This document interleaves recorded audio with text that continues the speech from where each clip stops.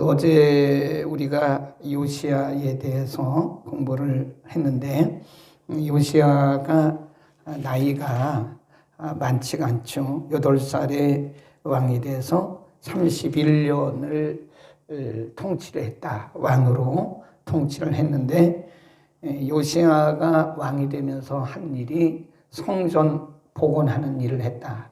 그리고 오늘 본문에 보면 신앙 회복 운동을 합니다. 어제는 이 보이는 이런 성전, 무너진 성전을 다시 복원하는 성전 복원, 외적인 그런 운동이었다고 한다면, 오늘은 영적인 회복 운동. 그래서 오늘 본문에 보면 요시야 왕 자신이 먼저 회개를 합니다. 19절 보세요. 19절 시작.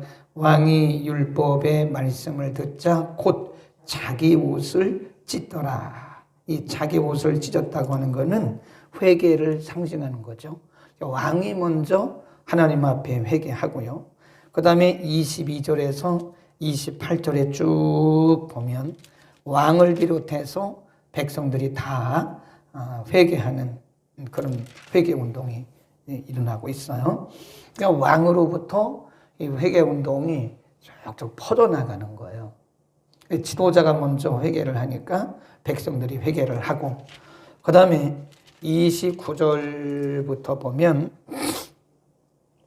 왕이 보내어 유다와 예루살렘의 모든 장로를 불러 모으고 이에 여호와의 전에 올라가매 유다 모든 사람과 예루살렘 거민과 제사장들과 레위 사람들과 모든 백성이 물론 노소하고 다 함께한지라 왕이 여호와의 전 안에서 발견한 언약책의 모든 말씀을 읽고 무리의 귀에 들리고 그래요. 그러니까 지금 남녀노소 할 것 없이 왕부터 시작해서 어린 아이에 이르기까지 다 하나님의 말씀으로 돌아가는, 그러니까 왕이 먼저 회개하고 백성들에게 회개 운동이 퍼져나가고, 그 다음에 29절 이하에는 이제 말씀으로 돌아가는 말씀 운동이 있었다. 그 다음에 33절 보세요. 함께 읽습니다. 시작. 이와 같이 요시야가 이스라엘 자손에게 속한 모든 땅에서 가증한 것을 다 제하여 버리고 이스라엘의 모든 사람으로 그 하나님 여호와를 섬기게 하였으므로 요시야가 사는 날에 백성이 그 열조의 하나님 여호와께 복종하고 떠나지 아니하였더라. 그러니까 신앙이 회복이 된 거예요. 그러니까 먼저는 어제 본문에서 우리가 본 것처럼 이 성전 복원, 보이는 성전 복원을 했고, 오늘 본문에서는 보이지 않는 내적인 영적인 회복이 일어났다. 이게 절차적으로 중요하죠. 겉에 보이는 외적인 회복, 그 다음에 보이지 않는 영적인 회복, 신앙의 회복 운동이 일어났다. 이 굉장히 중요한 말씀입니다. 어제 말씀드린 것처럼 히스기야 때에 이런 일들이 있었어요. 히스기야가 죽고 나서 성전도 무너졌죠. 전국의 우상들이 가득 찼죠. 그 아들 므낫세는 더 그랬죠. 아몬도 그랬죠. 그런데 요시야 때 와서 이걸 다시 회복이 되는 거예요. 이걸 어제 뭐라 그랬어요? 역사의 선순환이다. 그러니까 하나님이 역사를 이렇게 운행하시는 거예요. 하나님께서 하나님의 백성들을 그렇게 그냥 방치하거나 버려두질 않습니다. 하나님이 누구를 통해서 하시든 어떤 방법을 통해서 하시든 하나님 반드시 회복을 시키세요. 우리가 우리 세계 교회 역사를 봐도 그렇고 한국 교회 역사를 봐도 그렇고요. 우리가 세계 교회 역사를 보면 이게 AD 주후 100년까지 이기독교가 전 세계를 휩쓸었어요. 복음이 전 세계 다 증거가 됐습니다. 그리고 313년 요 어간에 기독교가 교리화되어 가요. 교리 논쟁만 하는 거예요. 성령이 충만하고 어떤 영적인 복음 운동이 일어나는 것이 아니라 교리 논쟁. 그리고 500년대, 590년대 가면서 이때는 이제 나라들이 기독교를 공인화해요. 그러니까 기독교가 굉장히 편하면서도 타락해 나가는 거예요. 그것이 중세기까지 쭉 가는 거예요. 중세기에 와서는 교회가 뭐 완전히 캐톨릭 중심으로 해가지고 타락하고 복음이 없어요. 말씀이 없어요. 기독교라고 하는 껍데기만 있는 거예요. 기독교라고 하는 껍데기만 있었지 사실은 말씀이 없었습니다.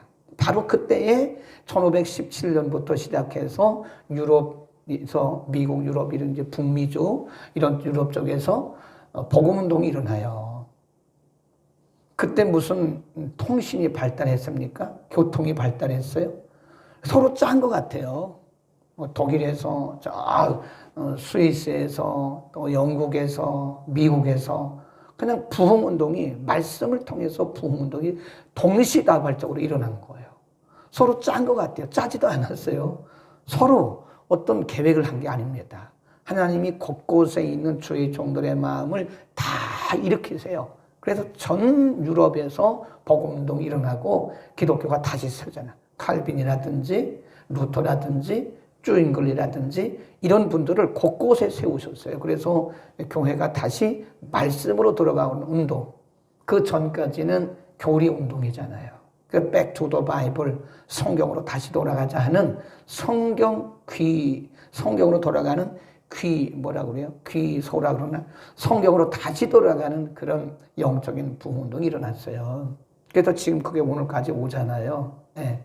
이제 어느 시점에 가면 이게 역사적으로 보면 다시 이제 이런 것들이 좀 이렇게 신앙적으로 좀 하락할 수도 있어요. 그러다가 어느 시점에 가면 또 이게 다시 부흥되고 이러는 거예요. 그리고 뭐라 그래요? 역사의 선순환이다.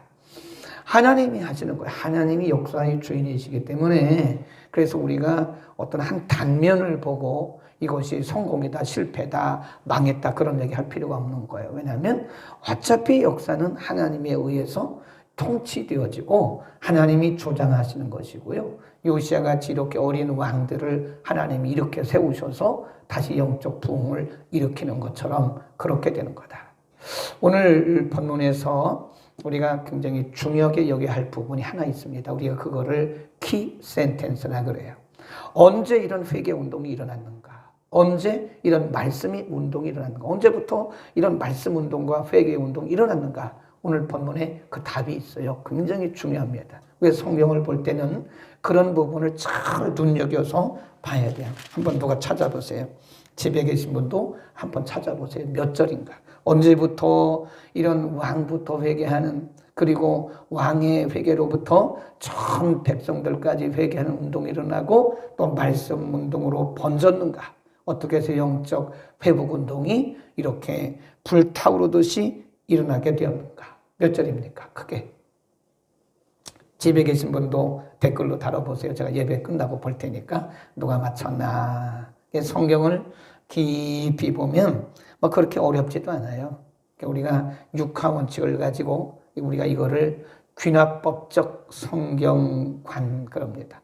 귀납법적으로 보면 질문하고 답하고 질문하고 답하면 거기 답이 있어요. 몇 절이죠? 14절입니다. 14절. 언제부터 이런 변화와 회개운동이 일어났는가? 14. 시작.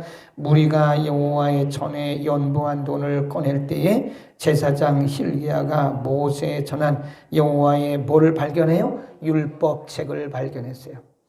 그러니까 성전 복원운동 하다가 성전 재건운동 하다가 성전을 이렇게 수리하는 일을 하다가 그 언약궤 연복궤를 꺼내는데 거기에 숨겨진 그동안에 유다 백성들이 하나님 떠났으니까요. 율법책을 그냥 버린 거 아니에요. 먼지가 이렇게 수북에 쌓여있고 숨겨진 율법책을 발견하는 순간에 그 율법책을 읽는 순간에 이런 일들이 일어난 거예요. 그러니까 말씀을 통해서 회개운동이 시작이 됐다. 말씀을 통해서 영적 회복이 시작이 됐다. 그렇게 보는 겁니다. 아멘. 우리가 보면 무슨 무브먼트를 많이 합니다. 우리나라도 보면 무슨 운동 하는데 그거 별로 그렇게 물론 가시적인 그런 건 있지만 제가 볼 때 진정한 영적 부흥은요 무브먼트를 통해서 일어나는 게 아니에요. 어떤 운동을 통해서 영적 부흥과 성장과 회개 운동이 일어나는 게 아닙니다. 네, 아주 작은 것으로부터 시작하는 거예요. 여러분, 우리 다 같이 모여서 무슨 운동을 합시다. 그래가지고 무슨 역사가 변화된 것은 거의 없습니다. 별로 없어요. 한두 사람의 어떤 그런 시작점이 있어요. 한두 사람이. 여기 보면 그 성전에 버려진 율법책을 발견하고 그것을 가지고 왕에게 가서 읽으니까 왕으로부터 그 회개 운동이 시작이 된 거예요. 그러니까 왕이 모든 백성들에게 명령하고요. 우리 한번 또 가봅시다. 느헤미야 8장으로 갑니다. 느헤미야도 가보면 이제 유다 백성들이 바벨론에서 돌아와서 1차 성전 재건하고 그 다음에 말씀 운동이 일어나요. 8장, 느헤미야 8장. 그러니까 성전 재건할 때까지는 영적 부흥 운동이 일어나지 않았어요. 그냥 성전 재건하는 거였어요. 그리고 이제 에스라가 두 번째 와가지고 에스라가 이제 말씀을 읽기 시작해요. 네. 느헤미야 8장 5절부터 있습니다. 시작. 학사 에스라가 모든 백성 위에 서서 저희 목전에 책을 펴니 책을 펼 때 모든 백성이 일어서니라. 거기다 줄 걸으세요. 우리 교회는 주일 낮 예배만 그렇긴 하지만 이 주일 낮에 성경을 읽을 때 우리 다 같이 일어나잖아요. 여기서 나온 거예요. 제가 그 미국에 갔을 때 복음주의적인 교회가 아니까요. 다 일어납니다. 그리고 이렇게 성경 읽을 때도요. 성경 읽을 때도 앉아서 안 읽어요. 설교 중에도 자 누가 느헤미야 8장 5절 읽어주세요 그러잖아요. 그러면 성경을 가지고 다 일어나요. 그래서 일어나서 성경을 읽더라고요. 그게 말씀에 대한 경외의 표시다. 그 다음에 6절 에스라가 광대하신 하나님 여호와를 송축하며 모든 백성이 손을 들고 아멘 아멘 응답하고 몸을 굽혀 얼굴을 땅에 대고 여호와께 경배하였느니라. 8절 시작.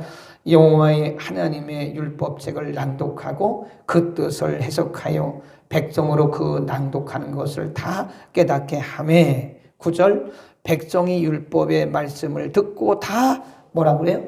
울었다잖아요. 그러니까 광장에 모였던 사람들이 에스라가 나무강단에 서서 이 말씀을 낭독하고 말씀을 설교하지도 않았어요. 오늘날처럼 이렇게 말씀을 해석해서 설교하는 것이 아니라 그냥 말씀을 읽기만 했다니까요. 하나님의 말씀을 그냥 낭독하기만 했는데 말씀이 떨어지자마자 사람들이 울고 회개하고 통곡하는 그런 역사들이 일어났다는 거예요. 그러니까 결국 이 회개나 이런 영적 부흥은 말씀으로부터 시작이 되는 겁니다. 아멘. 말씀 운동이 진짜 영적 부흥 운동인 거예요. 응? 말씀이 들어가면 사람이 변화되고요. 말씀이 들어가면 사람이 살아나요. 영이 살아나요. 아멘. 지금도 제자화 되어 간다고. 그게 제자 훈련이죠. 제자 훈련이라는 것은 말씀 훈련인 거예요. 제자 훈련이라는 것은 어제 말씀드린 것처럼 말씀을 배우고 그 말씀대로 살아가는 그게 제자 훈련이지 무슨 뭐 기독교 교리 좀 배웠다고 그게 무슨 제자입니까? 하나님의 말씀을 믿음으로 받고 하나님의 말씀을 믿음으로 받고 믿음으로 받은 말씀대로 살아갈 때 그 예수님의 제자가 되는 것이다. 진정한 영적 부흥은 말씀입니다. 그래서 한국교회가 다시 살아나는 길은요. 이제는 한국교회 모든 강단들이 말씀으로 돌아가야 돼요. 옛날에 했던 그런 뭐 옛날에 우리가 수준이 낮을 때 했던 그런 막 샤머니즘적인 그런 거 이제 떠나야 돼요. 그런 거 하면 안 돼요. 네. 뭐 그런 거를 뭐 영성운동이라고 하고 그러면 안 되고 이제는 우리가 정말 말씀으로 돌아가서 이렇게 말씀을 세밀하게 공부하고 한 사람 한 사람이 그 말씀을 옥토 같은 마음으로 받아야 돼요. 아무리 강단에서 말씀을 잘 가르쳐도 옥토 같은 마음으로 말씀을 받지 않으면 변화가 없습니다. 말씀을 옥토 같은 마음으로 받아들이고 여기 보면 느헤미야 8장에 보면 백성들이 손을 들고 아멘 아멘 하잖아요. 그게 하나님의 말씀에 긍정적으로, 믿음으로, 신앙적으로 겸손히 반응하는 거예요. 이런 말씀 운동은 이렇게 우리처럼 작은 한 지역에서부터 시작이 되는 거예요, 그게. 우리 다 같이 말씀 운동 합시다. 그래가지고 말씀 운동이 된 적이 없어요. 나로부터 시작하면 돼요. 우리로부터 시작하면 되는 거예요. 이렇게 새벽마다 그리고 예배 때마다 말씀을 깊이 공부하면서 말씀을 공부하고 배우고, 그리고 우리의 삶의 현장에 나가서 말씀대로 실천하고 살면 그것이 바로 영적 부흥이고, 그것이 바로 이 세상을 변화시키는 소금의 역할을 감당하는 거라 이겁니다. 아멘. 오늘 율법을 발견하고 나서부터 왕의 회개, 백성들의 회개가 일어났다. 말씀을 발견하는, 요게 중요한 거예요. 여러분이나 저나 하나님의 말씀을 발견하는 그 순간이 있습니다. 읽는 거하고 듣는 거하고 틀려요. 읽는 거하고 듣는 거하고 발견하는 거 틀려요. 그러니까 우리가 그 말씀을 발견할 수 있도록 개인적으로 그 말씀을 발견하는 순간, 여러분은 보배를 발견하는 것보다 더 큰 기쁨이 있을 거예요. 세상의 모든 것을 다 얻은 것 같은 그런 기쁨이 우리에게 있습니다. 그럼 우리가 개인적으로 말씀을 읽을 때, 또 교회 와서 말씀을 들을 때, 여러분 말씀을 발견하는 이 14절 말씀처럼 하나님의 말씀을 발견하는 그런 은혜와 축복이 있기를 축원합니다. 기도하겠습니다. 거룩하신 우리 아버지, 오늘 요시야 왕으로부터 시작되어진 회개 운동이 모든 백성들에게까지 퍼져나가고, 또 말씀 운동을 통해서 남한국 유다 백성들과 북한국 이스라엘 백성들이 하나님을 떠나지 아니하고 하나님 편에 섰던 것을 오늘 우리가 공부했고, 이런 영적 변화와 영적 부흥의 운동이 14절의 말씀처럼 하나님의 율법책을 발견하는 순간에 시작된 것을 오늘 우리가 공부했습니다. 거룩하신 아버지, 우리 개인, 우리 가정, 교회, 이 사회가 하나님의 말씀을 발견하는 은혜가 있게 하여 주옵소서. 우리가 개인적으로도 하나님의 말씀을 보고 듣는 순간에 하나님의 말씀이 발견되어지고 이 세상에 그 무엇보다 소중한 것을 발견하는 기쁨이 우리 가운데 넘쳐나게 하여 주옵소서. 거룩하신 아버지, 에스라가 나무강단에 서서 하나님의 율법책을 읽고 낭독할 때에 그 말씀을 들은 심령들이 말씀을 발견하고 울고 통곡하고 회개했던 것처럼 이 나라 방방곡곡에 말씀이 발견되어지는 은혜가 임하게 하여 주옵소서. 모든 교회마다 강단을 새롭게 하시고 하나님의 말씀의 능력으로 충만하게 부어 주시옵소서. 우리가 새벽마다 모일 때마다 하나님의 말씀의 물줄기가, 은혜의 물줄기가 우리 가운데 흐르게 하심을 감사합니다. 가정에서도 일어나 예배하며 말씀 듣는 귀한 성도들, 은혜의 놀라운 역사가 있게 하시되 하나님의 말씀을 매번 발견하는 은혜가 임하게 하여 주옵소서. 예수 그리스도의 이름으로 기도드립니다. 아멘.